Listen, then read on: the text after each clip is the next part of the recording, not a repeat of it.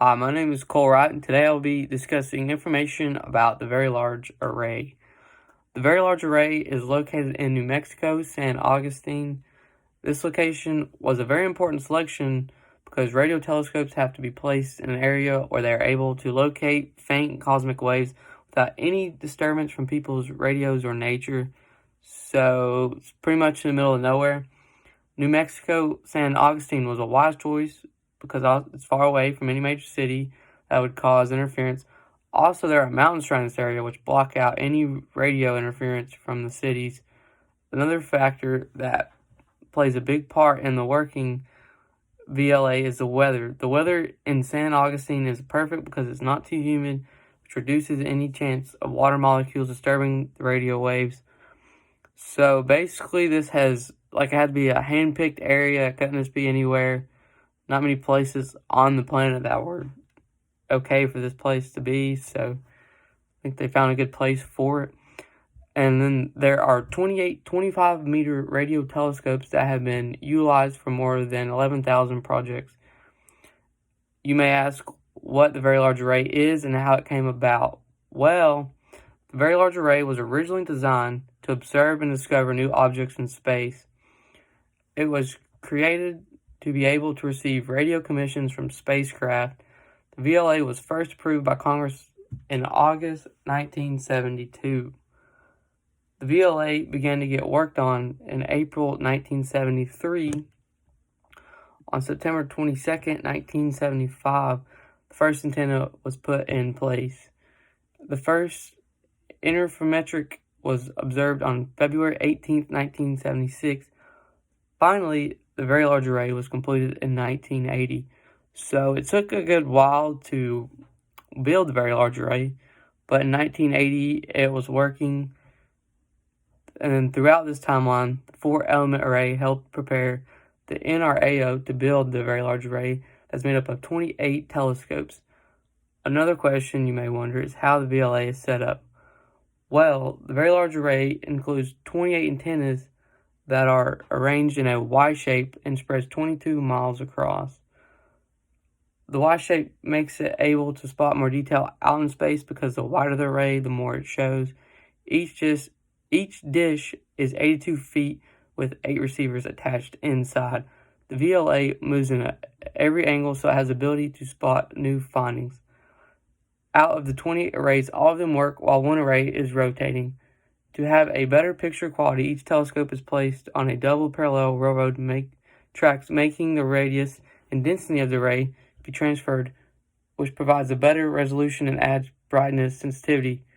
So basically, there's like 2 sets of train tracks. Basically, each ray moves on these 2 train tracks.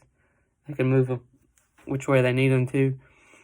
The VLA's altitude is 2,124 meters above sea, and each array weighs around 230 tons. So these are basically giant dishes, like big, giant dishes. Each array has a built-in single-dish facilities and are considered the most powerful telescope of its type. The resolution speed is around 0.2 arc seconds to 0.04 arc seconds. Some recent discoveries and observations from the Very Large Array have provided details that black holes have been shown around young stars. Complex gas motions have been identified at the Milky Way center, and the Very Large Array has also gathered information about the physical output and produces radio emissions. One really cool thing about the Very Large Array is, in space, obviously there's a lot of dust. You can look up into space and you see, sometimes you can see there's a lot of dust moving around up there. And the Very Large Array can kind of just see through the dust. It's kind of cool since it's like a satellite. It's not like a telescope looking through it. So that's pretty interesting.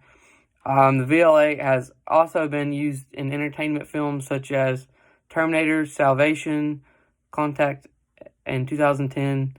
The Year We Make Contact. Tours of the Very Large Array are normally available. However, due to COVID, they have currently ceased until further notice.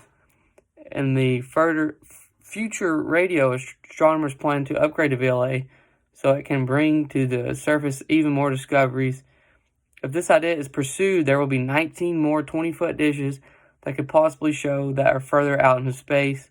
If they do upgrade the VLA, it will cost around $1.9 to $2.25 billion. So they're going to need a good amount of money to be able to upgrade it. But I think it would be great. I think if they end up getting that, if they end up pursuing that, I think there'll be a lot more discoveries made in space. They found a lot of black matter in the Milky Way with it, so that's kind of interesting.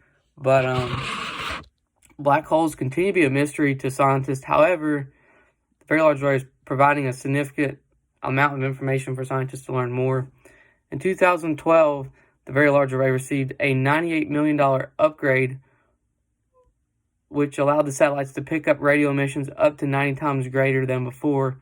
In 2015, this upgrade allowed a detection of black hole in our neighboring M32 galaxy. Black holes have a gravitational pull that is so strong that even light cannot escape. Since the radio emission of this black hole is very faint, we know it's one of the weakest black holes that have been discovered by scientists. By studying the weaker black holes, scientists are getting close to finding more clues to solving the black hole mystery. So there you go. They've upgraded in 2012, $98 million, but they've discovered a lot more with it. And online I found some of the touring hours. I think it'd be really cool to visit the VLA. That's something everybody should go see if they're interested in space in any way. But before COVID, let's see, they were open. They had tours that you could tour. Site was open 8:30 a.m. to sunset daily. They had different tour times. They had tour times on Saturdays from 11 a.m., 1 p.m., and 3 p.m.